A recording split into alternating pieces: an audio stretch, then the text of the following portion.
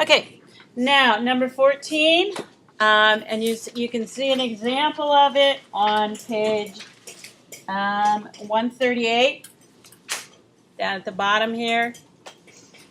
We're going to make, what I'm going to have you do is make a color wheel, and I'm going to suggest that you mix your own colors. Usually I have a lot of examples, but here is one that somebody did. It's kind of a pop-up, and you can see they just did the colors right on top. Now, the important thing to note here is I want you to use only primary colors. So you could get one of these big trays here, big trays here, and you could have all your colors already mixed. But I want you to have practice in mixing your colors. So what you need to do is you might do a combination of trays. Find one with a good red. And what I mean by good red, it just looks red. And then find a yellow. You might need more than one tray. There's red, yellow. The thing I'm missing in this one is blue. So I gotta find a blue. This looks like some blue here. You can see I save everything. So then what you're going to do, you can do this on a magazine or you could do it on, I guess I don't have any sets right now. Yes, I do. Here it is. You can also use this tray. If you use the tray, clean it up. All right. So the first thing you're going to do is get a bunch of yellow in one section. And how you're going to do that is get some water, get your yellow softened, and you want a big area of yellow. It'll take a while.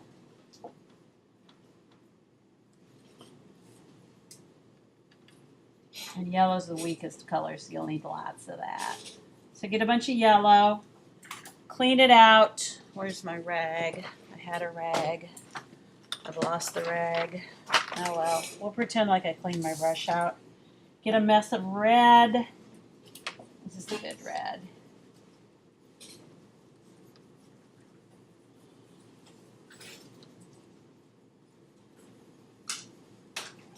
And these are the only three colors I want you to use. And I will be able to tell if you've mixed it. Even if you don't get them perfect, that's okay. What I want you to do in this exercise is just to practice mixing colors. And there's a reason, and I don't need to go into that right now. Oopsie, you can't see what I'm doing here. So now I'm getting some blue.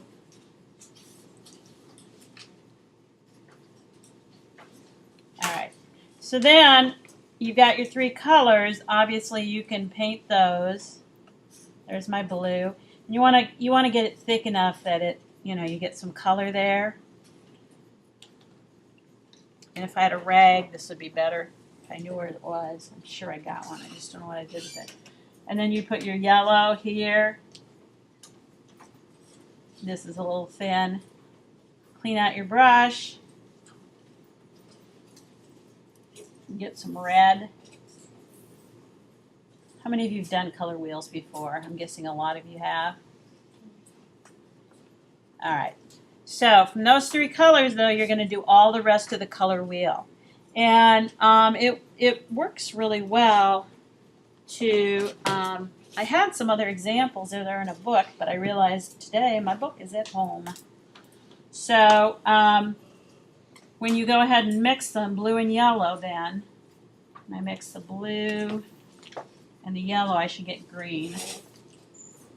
If you go ahead and just paint in your book, you can get a really nice color wheel. You can paint in here and cut it out later, etc.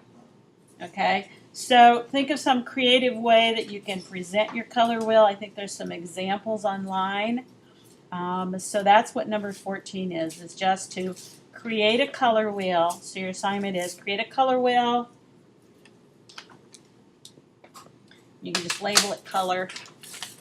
And here's the important thing, using only primary. If all your colors are perfect, I'm going to know. So this will be your orange, and then you're going to have some red to mix with your orange to get red-orange. Does everybody understand that? You following me? Questions? All right, there's videos on the internet if you want to know how to make a color wheel. If you don't understand it, or I can come around and help you. Okay, I think we're done for today, and you can get to work.